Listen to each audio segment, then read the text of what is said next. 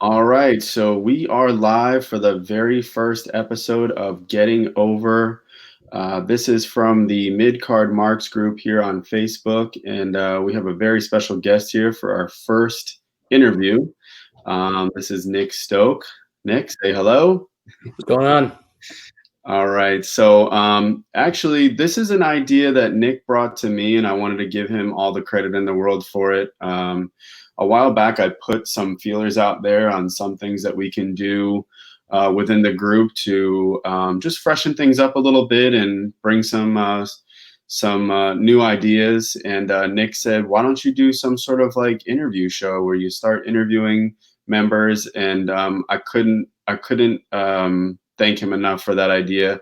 I think it's brilliant. I think it's an awesome idea to bring the community together and kind of just learn more about each other. I know we see each other posting collections and mail days and all that kind of stuff and unboxings, but we don't really know much about one another. So I think that this is an awesome way to kind of get us, just a little bit closer. And, I've always said that the group is all about the community itself. So I think that something like this is really, really awesome. And if it's well received and it works out well, we'll try and make this a weekly or a bi-weekly or something like that. And I was just telling Nick that this is my first time ever using StreamYard. So I think that there's like way more cooler things that we could be doing with it. This is like the bare bones basic.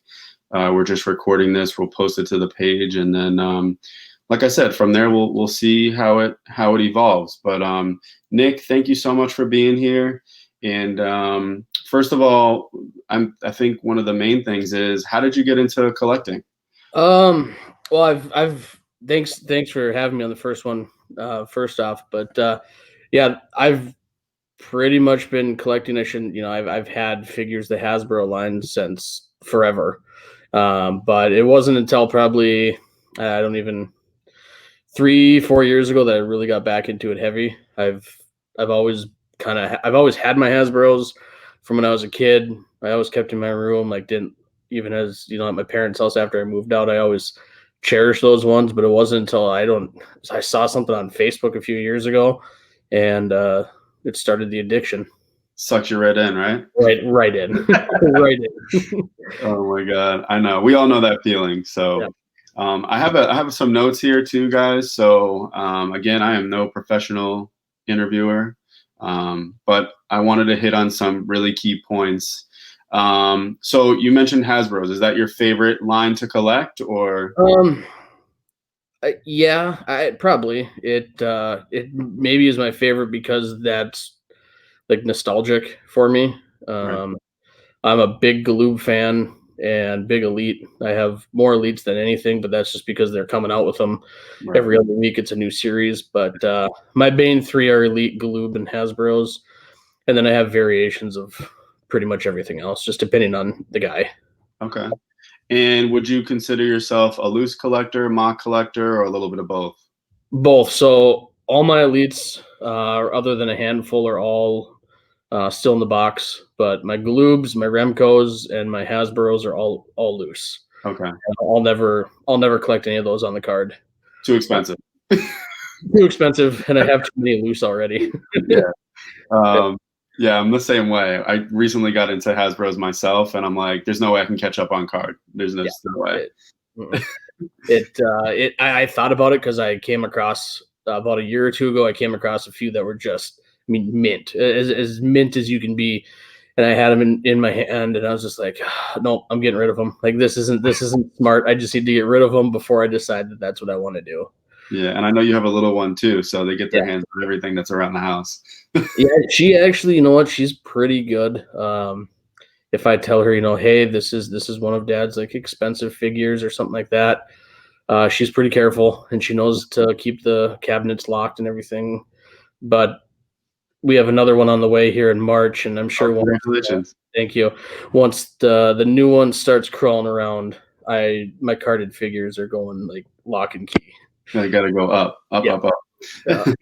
Is she enjoying that ring that we sent her? Yeah, she loves it. We just played with it a couple nights ago. She's got, I don't know, she's probably got like 20 figures over there. Awesome. Jake the Snake is her perennial favorite. I have like 12 Jake the Snake Hasbros, and I just if I see them for like $2-3, I'll just buy one because she's bound to break it. Yeah, of course. Yeah, it's funny because I had the War Games set. I just got it. I just came to the house, and I almost everything I keep in box. I don't open anything. And that thing's by the front door, and every time she walks by it, she's just eyeing it up like, we gonna open that thing? Yeah, I may end up having to open it anyway. About a week ago, well, probably 2 weeks ago now, but I went to Walmart and I was looking around, and they had a basic Liv Morgan, and she likes her female wrestlers and she likes those figures, so I bought it and I brought it home, and she didn't want to open it. She Really? she wanted to keep it like Daddy does, she said. That a girl. Yeah. Right. Sweet. Yeah, I'm sure we'll open it eventually, but she just thought it was cool to keep it on the card for right now. Yeah, definitely. Yeah. All right. What's one? Let's say, and I know you have a bunch of different lines that you collect, but can you pick out one, like one grail that you have, like one that you own already that you feel is maybe doesn't have to be the most expensive or anything like that, just something that means the most to you? Sure. Yeah. So I grabbed it. I don't have I have like quantity is like I have a ton. I have pretty much every other than I have every Hasbro minus the green series, so I don't have like the super grails or anything like that. Same with Galoobs. I have all of them except for the big three. But when it comes to one of my favorite pieces, I actually stood here for the last half hour before this. I'm like, what's my favorite figure? What's my favorite thing? So I have what I think to me is one that eluded me for a really long time. And just based on what it is, it's actually the, I don't know, can you see that there? It's the Hogan, Rock, Kane, Seek and Destroy. Oh, nice. It's my favorite segment from Raw of all time. Okay. And my favorite match of all time is Hogan versus Rock at WrestleMania 18. Yeah. And so when I was looking and this figure came out, but not even came out, but when I got back into everything and I saw they had this, to me it was a must-have. And I found it super mint.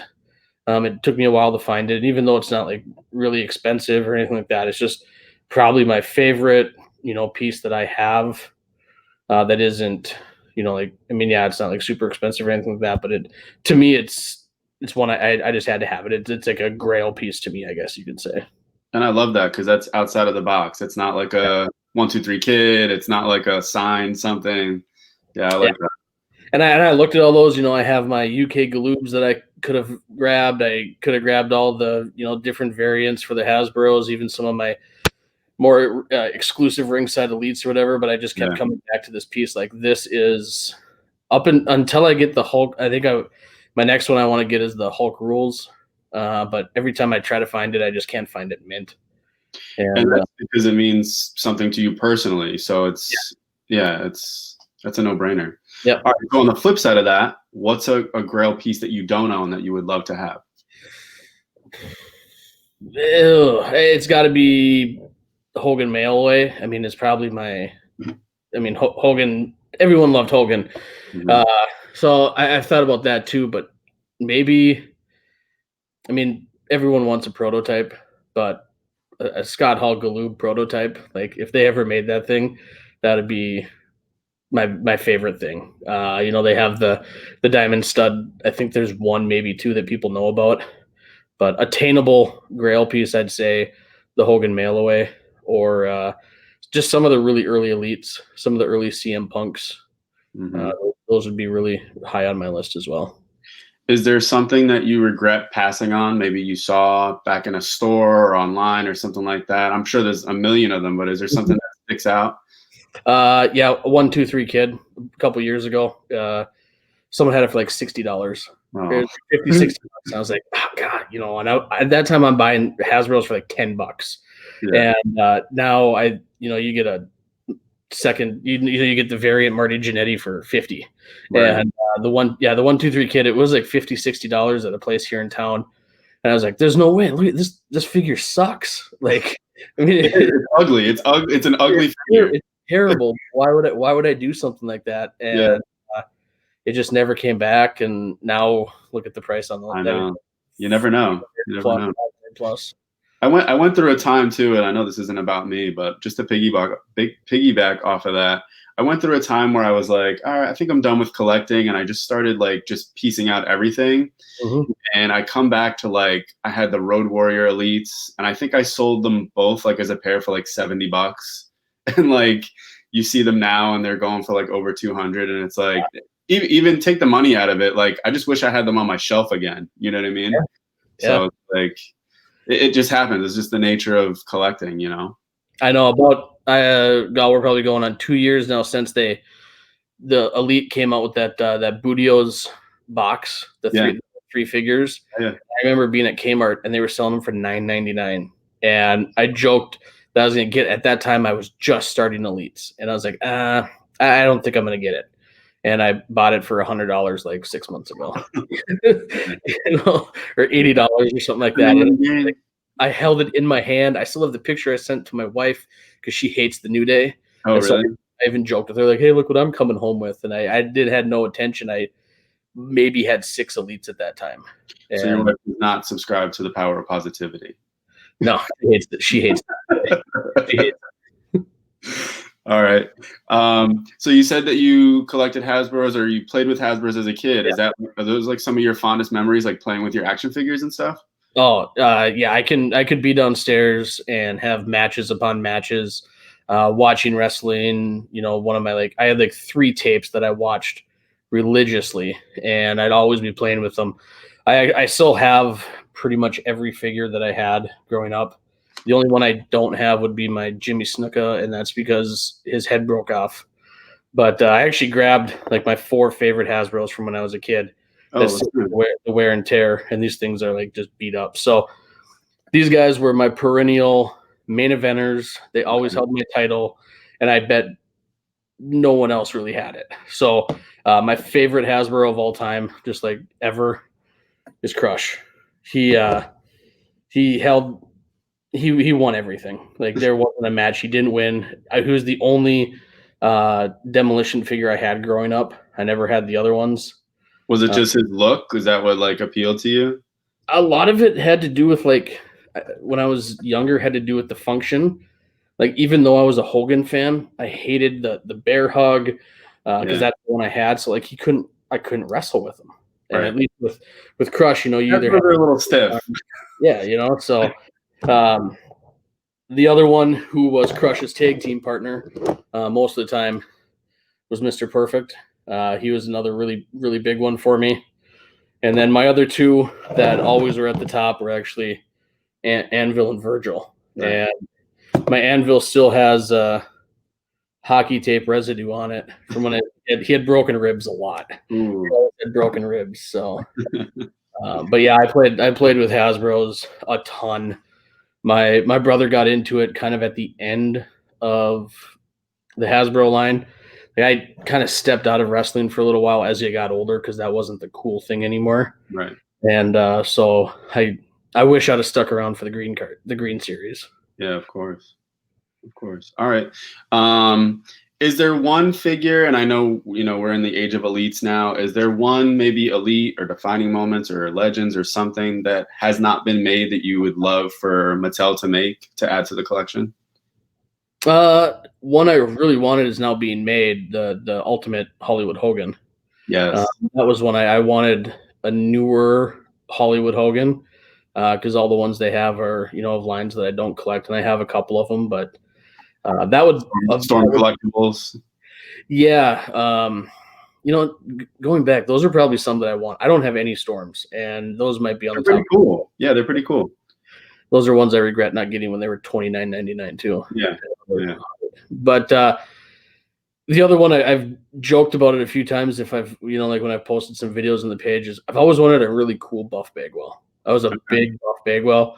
The hat. Yeah. And like a Conan fan, but he'll never get anything good. Yeah. But yeah, so they're coming out with the figure I wanted really bad, the Ultimate Hogan. Yeah. I can't wait to get that figure. Yeah. The Ultimate packaging is pretty cool too. It grew on me. I wasn't a fan in the beginning, and as it's evolved, it's definitely grown on me a bit. Yeah, I only have one of them. I have the Warrior. I'm a big Warrior fan too, mainly because he's just so he just his toys, or his figures are just amazing. He just Yeah. is an amazing figure to have. And I keep looking on like eBay and on Facebook and Mercari. I'm like, do I buy this Ultimate? Like, do I get all of them? And it's like, I don't know. I don't know if I'm gonna go down yet. Yeah. Well, you have the new Legends coming to you, courtesy of myself. So I'm stoked. I haven't been able to get those. We're always in the Midwest here. We're way behind people, yeah. and I have a feeling that Warrior is going to be probably top of my list as one of my favorite figures when it gets here. Did That you, that sorry. night was crazy. Did you see that picture that I posted that I got to see him the Raw the night that he passed away?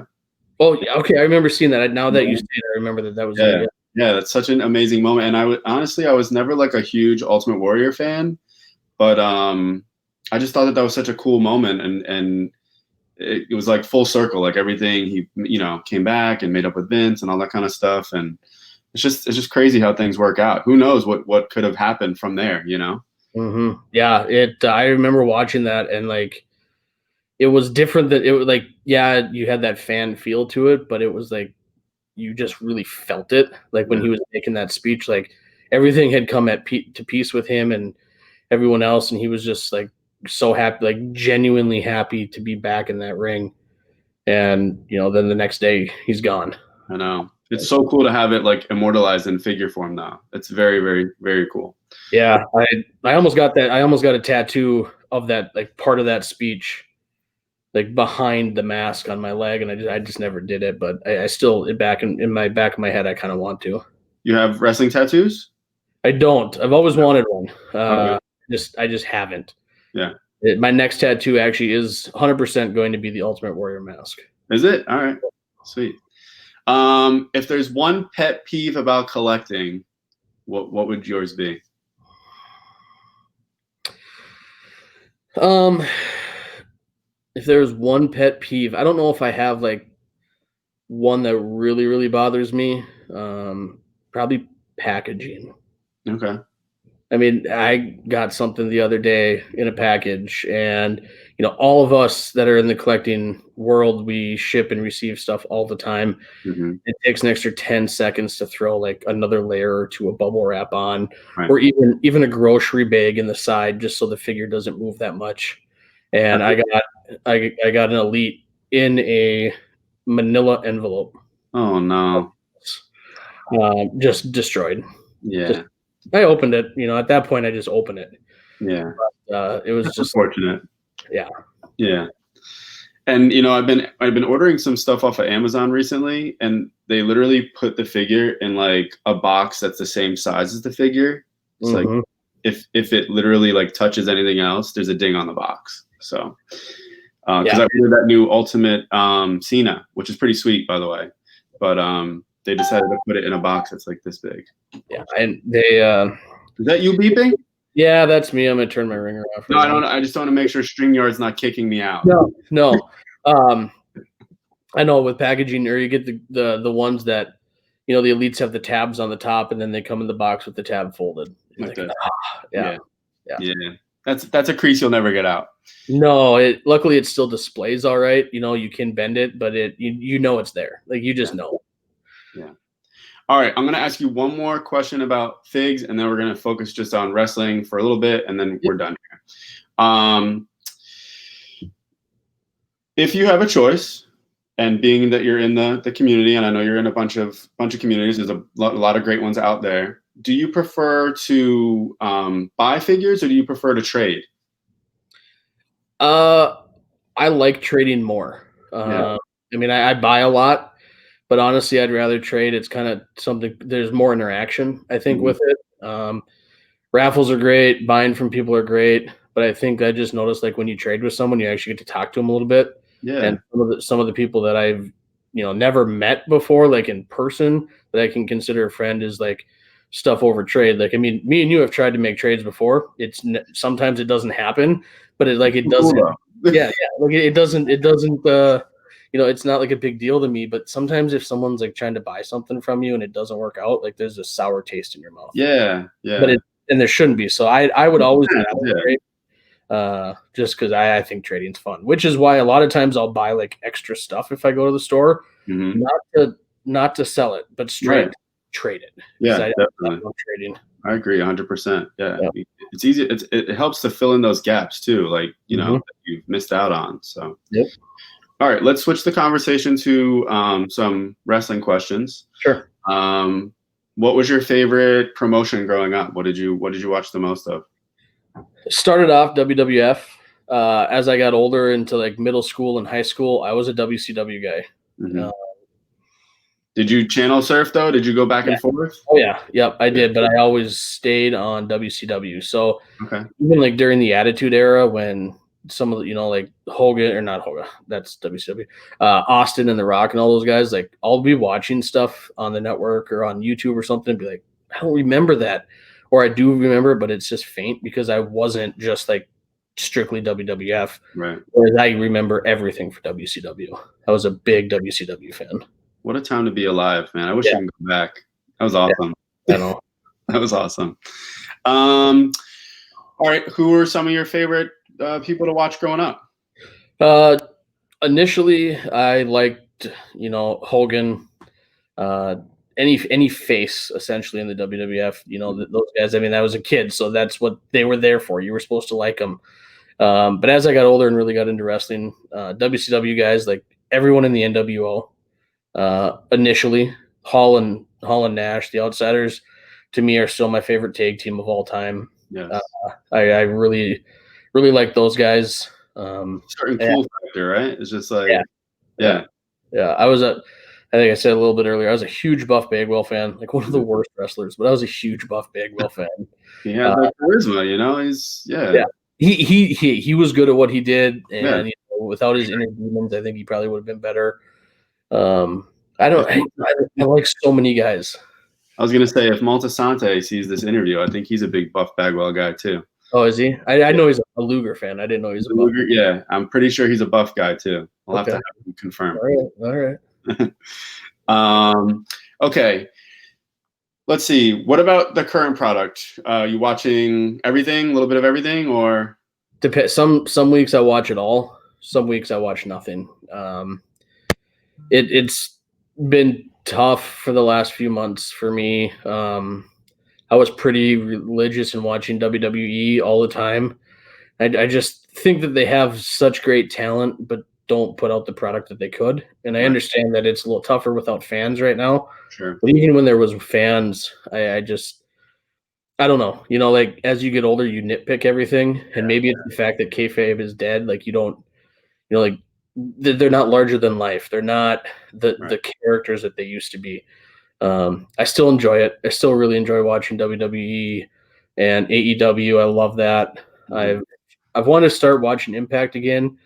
Um, but I haven't been able to. And I watch most pay-per-views, and then during the week I at least pay attention to the results. I read the results Right. every morning or whatever. Yeah. I mean, being a wrestling fan now is awesome. There's so much to choose from. Yeah. And being in the internet wrestling community like we are, you always read these like fanboys or like, no, this is better, this is better. I'm just like, I just like wrestling. So it's like Mhm. I just like having options. I like AEW, I like WWE, I think NXT is great. You know what I'm saying? Like, it's all good. It's all, it's Yeah, just I wish that there was things, I critique it pretty hard, about some things that they do, and then there's some things that I love, and you see other people that hate it. Like AEW this other week was the first time I'd watched it in probably a month, and that was the dinner between yeah, Y2J and MJF, and I thought I loved it. I thought it was yeah, hilarious, and yeah, is it wrestling? Not no, really, but you know what? They had skits way back in 90, 91, 92, the barbershop and the snake pit and like they had all that type of stuff, and it wasn't much different. And I thought it was a cool segment that they did, but then you go online, the next guy's like, that sucked. Like this yeah. isn't. You have the traditionalists who it's wrestling only, and then obviously WWE, the E is for entertainment. So, Mhm. I think AEW, while they are trying to distance themselves from what's going on in WWE, that was a WWE type segment, but it was, like you said, it was entertaining. So it's fine. I didn't care. I think people they care about things that really don't matter all that much. Yeah. You could have someone online here and you could make the card exactly the way that they want it, and then they'd be pissed off. Yeah. Yeah. True. Yeah. True. So you said your favorite tag team was the Outsiders. Did you have a favorite faction growing up? Oh, NWO. I mean, it was hands down. Yeah. But the Wolf Pack on top of that. I mean, mainly because of The Nash. music was awesome. Yeah. Nash was like my, the big main event guy that I really liked. And NWO always got me. I mean, I'm a big DX fan too, but NWO, it always got me. It's kind of funny. I had a meet and greet one time with Billy Gunn, and I wore my NWO sweatshirt, and he's like, "God, you guys had like 200 NWO members. We had 6 in DX, and it kind of makes you think like he was just ragging on them, but I didn't like NWO once they got all those guys. Right. I liked it when it was initial, and then Yeah. when it broke up, just like 6 guys here and 6 guys into the Wolf Pack. But pretty soon, I think I did look at it one time. It's like 200 people were in the NWO. That's insane. Yeah. I can go back and look on the network at Bash at the Beach and still get goosebumps to this day at that moment. To me, that's what wrestling's all about, man. Yeah. That's where our love comes from. It's just moments like that.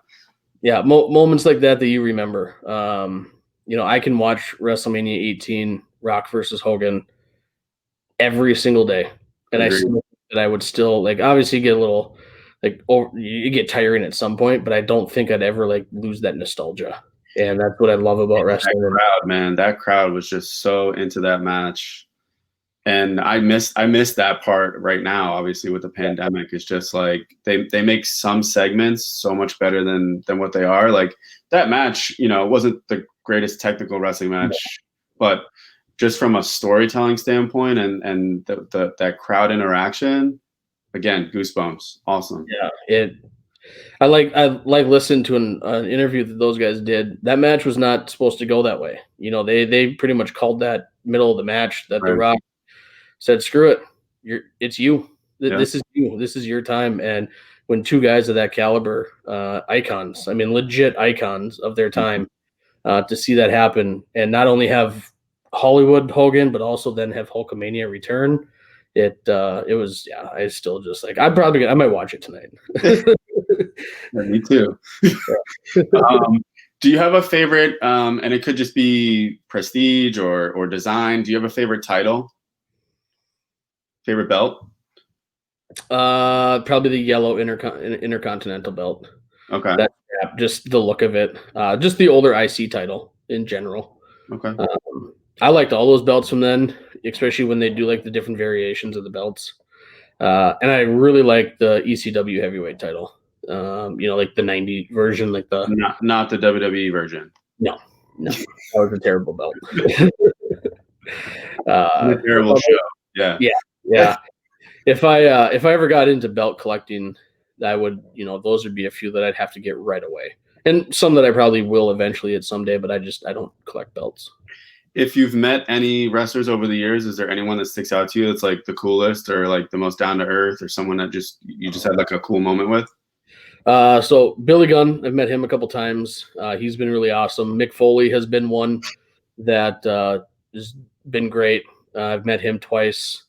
One guy I really like, and I've met him a few times, and we actually might be becoming business partners, is Pat Tanaka from the Orient Express. Okay. He's a good guy. I have some. You told me that before. I feel like I've had this conversation with you. Yeah. We're in the real close final stages of opening up a wrestling organization where we're at. Me, him, and another guy. So we'll see. We'll see what happens. We're kind of on. It's on the burner right now, but with the pandemic, we're just hopefully this spring something will happen. But I've also had some bad experiences. Brutus the Barber still owes me and a guy like $200. Really?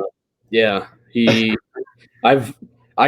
So he was going to be doing some signings around here and got him in touch with a guy to do some t-shirts for him because he had ran out, and he stiffed the guy, and I told the guy he was good for it. Wow. So in a sense, yeah, Bruce Barber is probably the biggest dick I've ever seen. All right. But I mean, other people maybe have had great interactions with him, but I just didn't. Right. And then with Honky Tonk, the Honky Tonk man, the day that I met him, just not good. But other people say that they've met him and he's been wonderful. So I haven't got to meet a ton of guys, but I have been privileged to meet some, and it's kind of cool talking to those guys when some of them are more like in their character or whatever, but then you get some who are just really down to earth and just real people, and that's really cool too. All right, 2 more questions. Yeah, I'm picking up a lot of your time. No, okay. Do you have a favorite?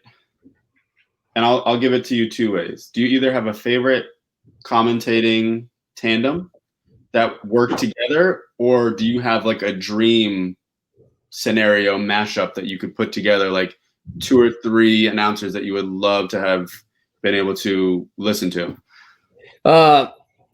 So some of my favorite, I really liked anytime Piper was on commentary. When he was on commentary with Gorilla Monsoon, for some of the pay-per-views, like my favorite pay-per-view, 1990 Survivor Series, they were on commentary together, and I thought that that's just a wonderful pair. Mm-hmm. Anyone with Bobby Heenan, I mean, Bobby Heenan was just the best of the best. But even, Michael Cole, Jerry the King Lawler, not everyone always liked those guys, but I thought they did a great job. I think we've been spoiled over the years with a lot of really great commentators, but I think it gets overlooked. I think people don't really think about it. Yeah. When you watch a show with bad commentary, like it's noticeable. Mm-hmm. And when you watch a show with great commentary, like you hear those one-liners. We were watching the 1990 Survivor Series the other day because that's the pay-per-view only pay-per-view my daughter will watch. And my wife even was like, "What did they just say?" It was something just dumb, like just some weird remark that Monsoon or Piper said. And I was like, yeah, that's how they talked back then. And I loved it. I love that type of commentary. There's one thing that I really notice when you go back and watch some older stuff, when you had like Mean Gene in the back doing like the backstage interviews, there was some sort of presence about him where he like made the segment better. And then you watch kind of today's product and the girls are holding the microphone and something is said and they kind of just have this like faraway look, like they don't really know what's going on. It's like subtle things like that really make a huge difference. Mean Gene just made segments. I mean, his commentary, his part of the interview, you're so right that, they don't, I wish they had backstage segments like they used to, not just the guy walking up, talking for a second, then stop talking, stare out in blank space, and then his rival shows up and they talk for 20 seconds and walk away. I mean, it's so predictable. Yeah, and there was a time where they would have like interviews before every match, which was great because it allowed you to kind of get a little more invested into what was going on. Yeah, you talk to, or not talk, but you listen to these guys where back in the day, they taped interview after interview in the back before matches, and they, even if it was 30 seconds against, wrestler A talking about wrestler B, just always going to kick his butt, and how they're screaming and yelling and they're just over the top. Like they just don't do that anymore. And I miss that. I miss that. Same. All right. So being that this is in the mid-card marks, the last question for you is, give me your favorite mid-carder of all time. Buff Bagwell. I mean, but Judy Bagwell on a pole match, or Judy Bagwell on a pole. Was it against Rick Steiner? Was that who that was against? But yeah, I Buff Bagwell probably, Kurt Hennig. Even though it's hard to call Kurt Hennig a mid-card. I know. When you look back and these guys that never held the title, because that's technically, if they held the title, they're not considered a mid-card anymore by some people. But you look at some of those guys back in the day, like Piper and Hennig and Jake the Snake, those guys were never mid-carders because they were the guys making the faces look good. Yeah. They were the guys making the champion look good. And their name still lives on today. I mean, there's those are the names you hear about today. I mean, the new Legend series has Jake Roberts in it.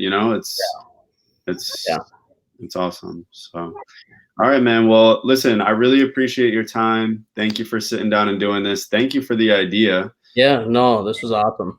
Yeah, hopefully, we'll get this posted up. I don't do editing. I don't know how to do all that stuff. I'm not a tech guy. So we'll post this up, and thanks. I mean, I don't Yeah. even know what else to say, man. Thank you for No, your it works. I enjoyed it. time. You probably have much better things to do. No, this is what I wanted to do. So, So, no, I really enjoyed it. I look forward to seeing where it goes. There's a lot of great guys in the group that I know yeah. that will have much better interviews or whatever you want to call it, just as you guys work with it, and love the group. And yeah, thank you. Thank you, man. Thank you. All right. So this is Nick Stoke. I am James Mascarella, the mid card Messiah. I've been named apparently, and this is getting over it. Man. Thank you so much. All right, thank you. Have a great night. Later, bro.